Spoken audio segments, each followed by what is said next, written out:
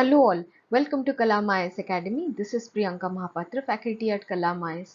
So today we'll be taking up the detailed analysis of UPSC essay paper 2021 and we'll be taking up the topic 3 of section A of UPSC 2021 paper, okay, the essay paper, and the topic is philosophy of wantlessness is utopian while the materialism is a chimera. So what do you understand by this topic? It says that wantlessness is very utopian concept. It is very ideal concept and which may be difficult to follow, which may be difficult to achieve in reality. While materialism, the another extreme, is also a chimera because this is an illusion that will not deliver true happiness in any time. That will only lead to dissatisfaction, discontentment. Okay, it is a mythical beast. It is Maya, it is illusion. Okay, so that is why it is a chimera. So this essay topic can be very much linked with J.K. Mehta theory of wantlessness. It can be also connected with Mahatma Gandhi's philosophy. It can be also connected with Buddha's Madhyam Marg.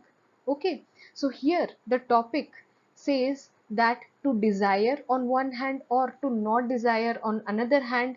So this is the main question. So you have to analyze this topic in a debate form. Okay, and then come to the conclusion that what is the best way to live life. So this is how you should be approaching this essay. Always remember, when there are two keywords in a particular essay, have a debate. Okay, how wantlessness is useful, what is the philosophy behind it, and how it is utopian. Then coming to the second keyword, that how materialism is significant, what is the philosophy behind materialism, and how it is a chimera. Then you come to the best way forward, that if both the extremes are non-desirable, then what should be the best way to live a human life, right?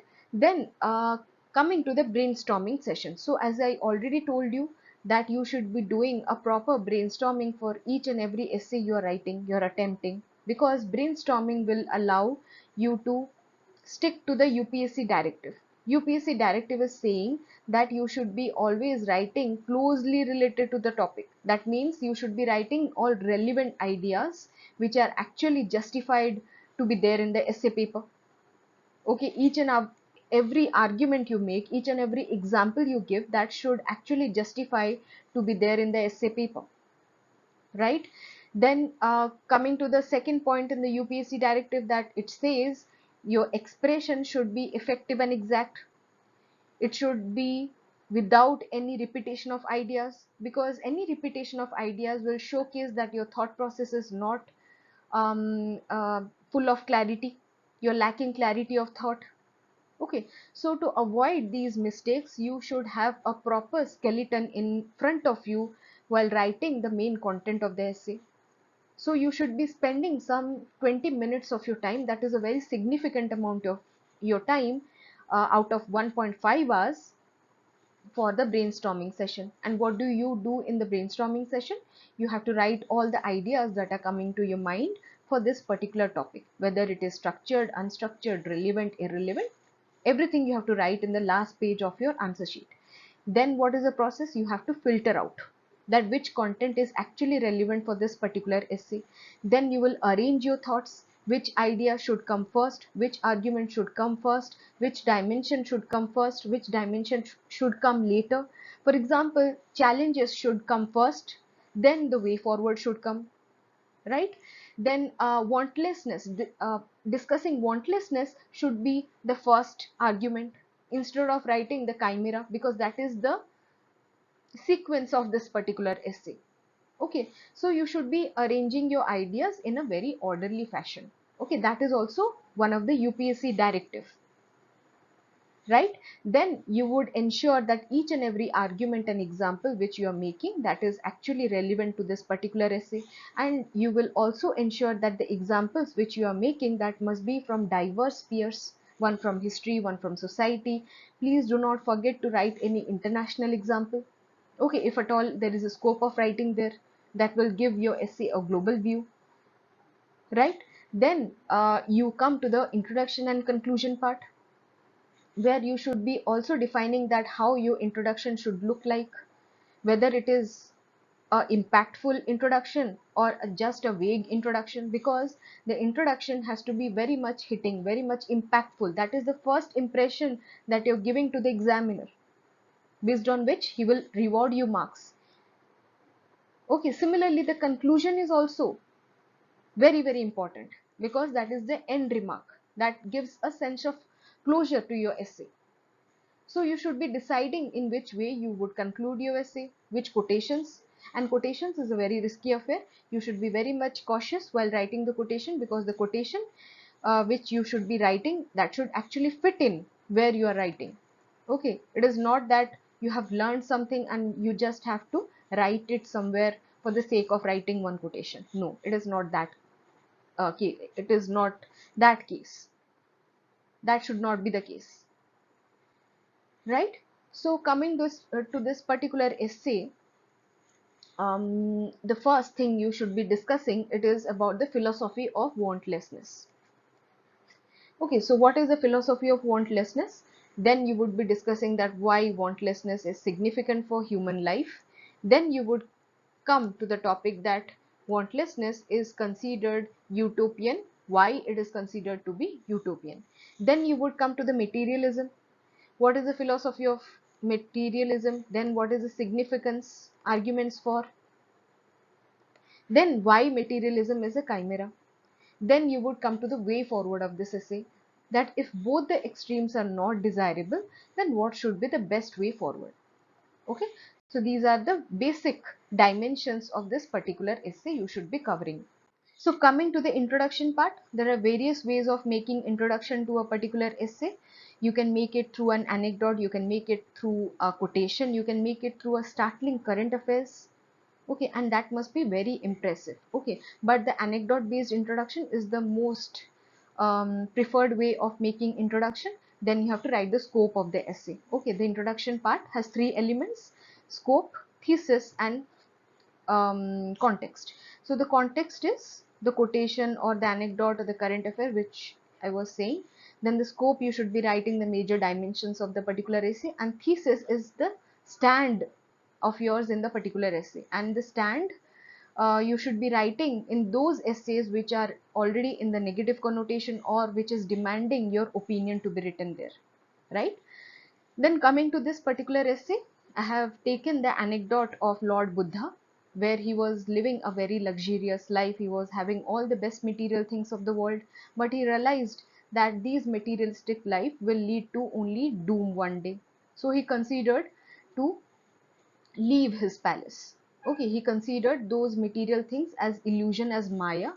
So he left his palace. He started practicing wantlessness. So he went to another extreme. From one extreme of material happiness, material enjoyment, he went to another extreme of wantlessness. Because he believed that desire for all the material things, or desire for anything for that matter, is cause of all the sorrows in life. Okay, but once what happened, when he was meditating, when he was sitting in a village where Sujata, a village woman who was having no child, she came and offered him kheer. Okay, and this was the turning point of his life. This Sujata's offering of kheer led Siddhartha or Gautam Buddha to realize that extreme self-denial or not having kheer, not accepting the kheer, was like tightening a sitar string too much. That will lead to breakage one day. Okay, so this was a turning point in his journey towards enlightenment. So he understood the need of having a proper balance. He went ahead to come up with the idea of middle path. Okay, so he said that neither indulgence, neither extreme austerity would lead to liberation. Okay, this paved the way for him to eventually achieve enlightenment under the Bodhi tree. Okay, so from the life of Buddha, we see that wantlessness is a utopian concept. Materialism for him is like Maya, illusion. So it's better to take up the practical path of Madhyam Marg. Okay, so this is how you should be writing in the keywords, in the language of the essay towards the end of the anecdote, to justify your anecdote in the meaning of the essay. It's not that you write the anecdote and leave it there. You have to use the keywords of the essay in order to justify your anecdote in the beginning of the essay. ठीक है. Then we come to the first dimension, that what is the philosophy of wantlessness. So what is wantlessness? It is a state of mind where you have no desire for any pleasure, any possession, any glory. Okay. Or you are reducing your desires to the minimum level and you're finding contentment with whatever you are having already. You're not desiring for anything above it.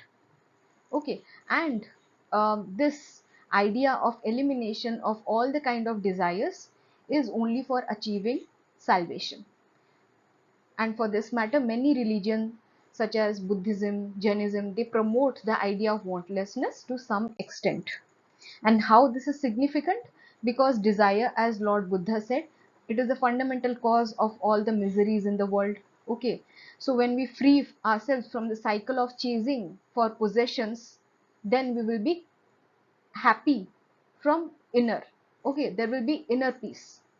There will be sense of containment independent of external circumstances. Nobody would be there to control your happiness, control your peace of mind. Okay? And this is also a environment friendly approach because it will reduce consumption, mindless consumption. It will reduce the waste. You will not have so many smartphones in 2 years, in 1 year. Okay. And to be happy, we should remain wantless. This is what you will justify for the significance of wantlessness. But you will again question when you move to the next dimension of this particular essay, that is it so really? Is wantlessness practical and feasible always? Let us examine this claim in detail. So this is how you should be creating a linking sentence or a linking paragraph when you're moving on to the next dimension or your macro dimension, right? So this will actually enhance your continuity between the paragraphs and your essay will look very organic. Okay, so this is the ideal way of writing the essay. You should be desiring to write the essay this way. Okay, then comes the important dimension, that why wantlessness is considered utopian, because it seems very unrealistic, very depressing. It can lead to apathy, not being happy, lack of motivation will be there to create a better life. Because Gandhiji's idea of Ramrajya or Karl Marx's idea of communism, that was a utopian idea, but that did not fructify in any time in reality. So these are the things which are actually not feasible, they are not practical to achieve. That will only lead to depression, lack of motivation to lead a better life. Okay. Then you will give some examples to say that even if a renounced man is claiming bhakti to be his sole activity of his life, but that bhakti which he is trying to claim, it is one type of desire only to serve God, and that is a want. Okay, so this true wantlessness is very unrealistic. It seems utopian, may not be very practical in today's world where basic needs fulfillment is required for you to live in this world. Okay, electricity. Without electricity, how will you live in today's world? Right? So basic level of wanting and striving is required in today's. Then you can also give some philosophy. You can take help of your knowledge of ethics or political science.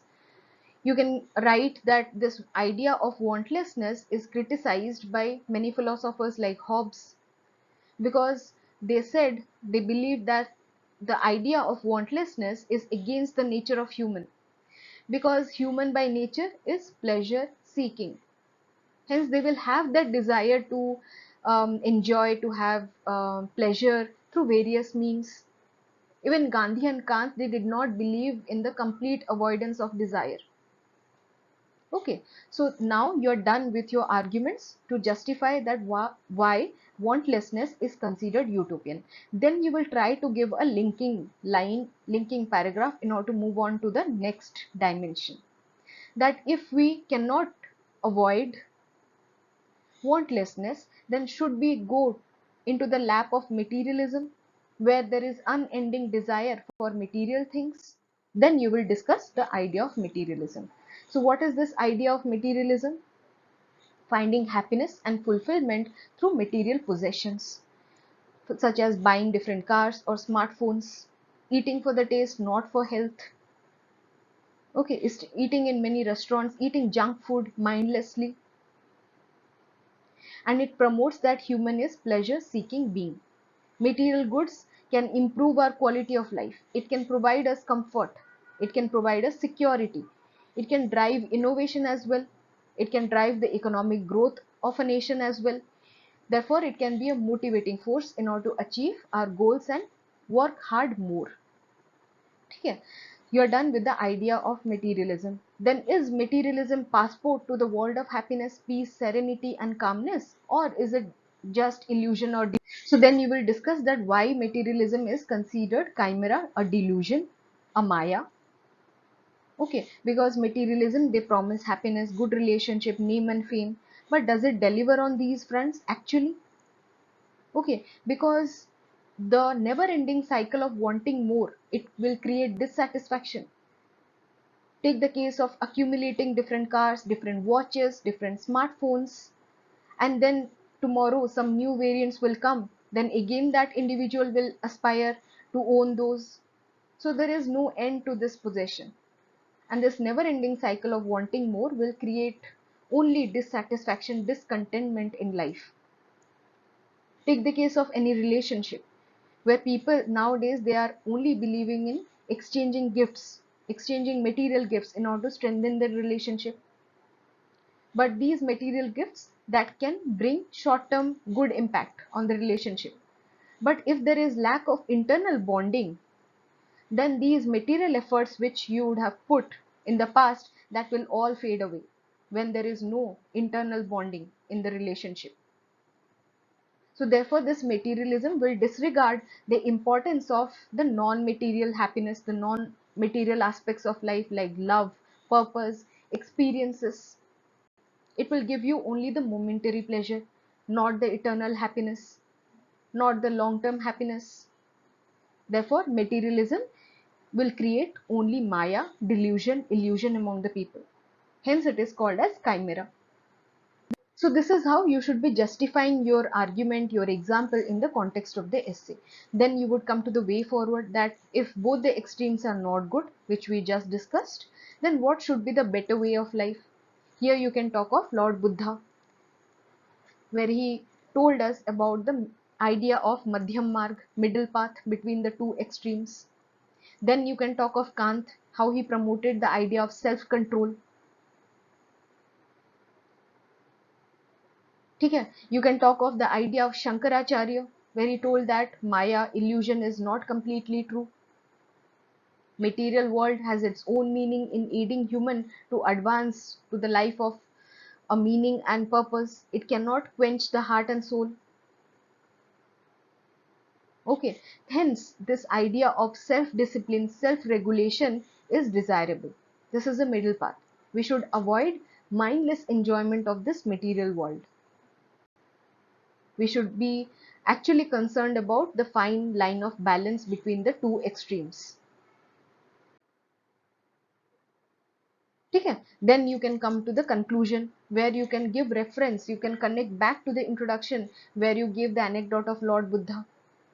You can talk of his middle path, Madhyam Marg, that it is a way to live a balanced and meaningful life free of any suffering. Because both the extremes are not desirable in the present day human life. You can talk of Ishkon, how he has nicely put the idea of regulated lifestyle in this modern day world. Regulated lifestyle as in you can use the material facilities for just a comfortable living, not for luxurious living. Don't go for mindless exploitation of resources.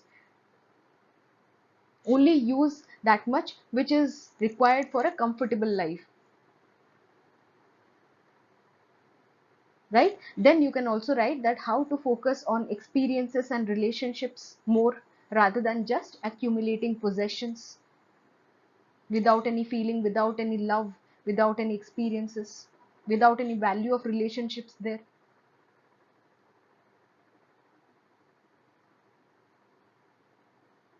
Okay? So this is how you should be dealing with this particular essay. Again, this type of topics are very much common in the UPSC. So the way we discuss the dimensions to this particular essay, that technique can be used in those essays where similar way of giving topics are there in the question paper. Okay, so you should be actually practicing the PYQs, and practicing PYQs will skill you to create dimensions. Okay, and when you are able to create dimensions, then you will be automatically be able to create the arguments and examples under it. When dimensions are right, then your arguments and examples will be automatically right. Okay, so this was all about this essay discussion, and we will be continuing this 2021 essay paper. You will be finding these essay discussion coming in our channel, so stay tuned to our channel. Thank you so much.